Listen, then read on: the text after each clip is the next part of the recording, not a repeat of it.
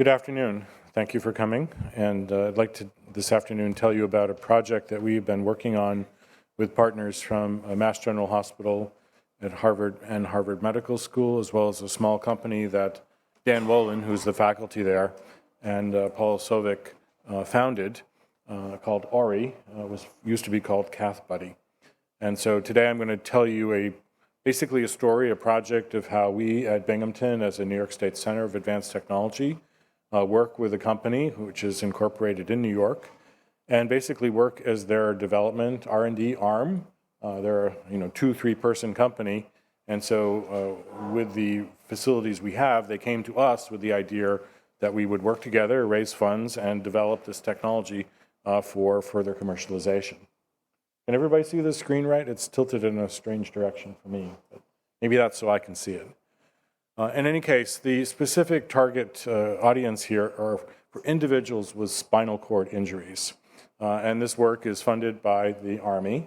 The Army is concerned about how these people are cared for when they get these catastrophic injuries, and the lifetime costs of being able to avoid themselves with such a condition can exceed $4 million.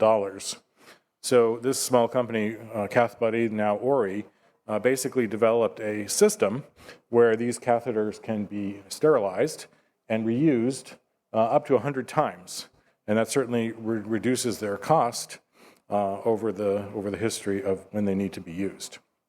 So what did it represent? It represented an opportunity. All of a sudden, it wasn't a disposable catheter that would be thrown away. It was now something that was going to be used multiple times, and that means the price point could rise, and technology could be introduced.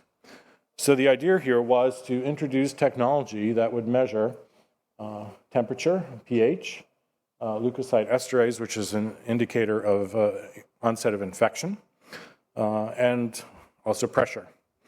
And also be able to measure pressure over, they say, longitudinal study over time, understanding how pressure varies, especially as it happens during voiding. And these are all very critical pieces of information that the urologist needs to know. It was kind of interesting to point it out that despite the fact we're collecting all this information, we were told by Dan that he didn't want this on the display for the patient to see because the doctors want to have control of that information.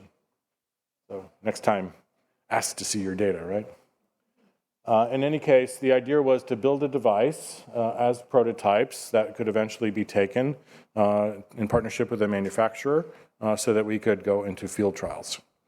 And the other idea was to have this be a completely wireless system. So there's basically all the electronics are in the end. The wires connect into the electronic box. And there are also possibilities to add certain cartridges with certain kinds of sensors to it as well. And then when the catheter is sterilized, this box links up with the sterilization box and then records the data.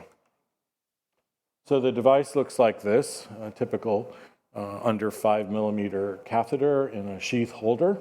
And the signals are all sensed at the very tip. However, things like pH and leukocyte esterase are sensed in the other parts. However, later on we found a way that we could introduce the pH sensor in a more traditional wire form and also put that into the catheter tip. So those were fully integrated. And so the signals get processed again in that box, and then through an NFC tag get connected and synced to the box, the sterilization box, and then the data is transferred. And then the device can be used over and over. Because we were acting as their prototype lab, as their R&D partner, we basically took the opportunity to use all of our additive manufacturing tools in every sense of the word to make almost each and every part of this, of course, except for the wires themselves. We certainly excluded the fact that we tried to print those connections because they would not certainly withstand reuse and sterilization. So we did definitely go the traditional wire route, but all the other aspects we tried to print, including things like antennas. So the types of tips, the types of materials used for sensors, the doping of the sensors, pH sensors and pressure sensors were integrated to these devices, meaning